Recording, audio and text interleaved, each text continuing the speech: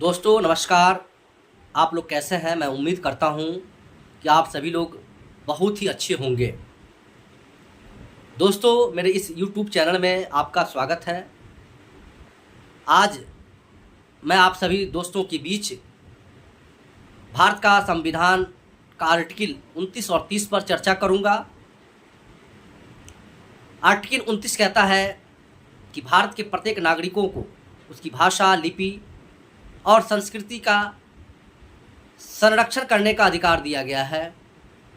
Article 29 का close 2 कहता है कि भारत के प्रत्येक नागरिक को उसकी भाषा, लिंग या धर्म के आधार पर किसी भी शैक्षणिक संस्थानों में प्रवेश से यदि वंचित किया जाएगा तो यह आर्टिकल 29 क्लोज 2 का उल्लंघन माना जाएगा, क्योंकि आर्टिकल 29 हमारा एक फंडामेंटल राइट है।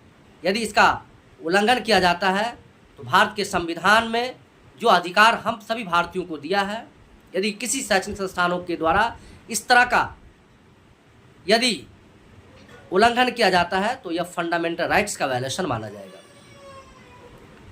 आर्टिकल 30 कहता है कि भारत के प्रत्येक अल्पसंख्यकों को अपनी रुचि के अनुसार एजुकेशनल इंस्टीट्यूशन को खोलने का अधिकार है, उसका एडमिनिस्ट्रेशन करने का अधिकार इस आर्टिकल के द्वारा भारत के प्रत्येक अल्पसंख्यकों को दिया गया है।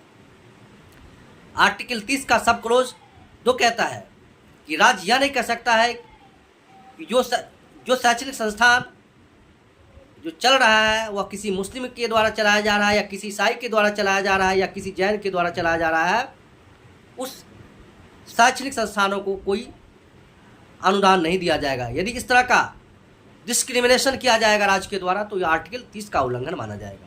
धन्यवाद। यदि मेरा यह वीडियो अच्छा लगे तो कृपया इसे लाइक, शेयर, कमेंट और सब्सक्राइब कर दें। बहुत बहुत धन्यवाद।